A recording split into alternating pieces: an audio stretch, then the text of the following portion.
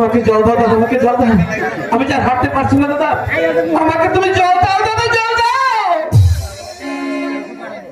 একটু দাঁড়া ভাই, আমি মায়ের মন্দিরে যাব আর তোর জন্য জল নিয়ে আসবি, কেমন? তুই এখানে একটু দাঁড়া, তাড়াতাড়ি শান্ত হয়ে দাঁড়াবি। হ্যাঁ ঠিক আছে। মা, মা গো, কি মায়ের মন্দিরের দরজাটা খোলা কেন? তাহলে মা নিশ্চয় ভিতরে আছে। মা, মা গো, মা, মা।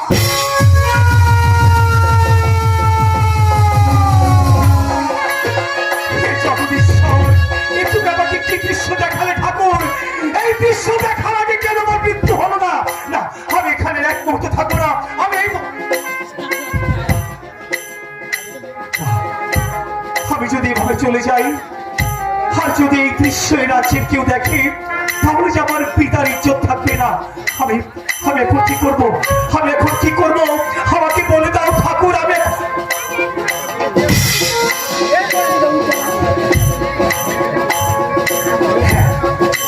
এই যে আমার গুরুদেবের দেওয়া, আমার গুরু দক্ষিণার এই চাদর দিয়ে আমার মায়ের ইজ্জত আমি রেখে দিব।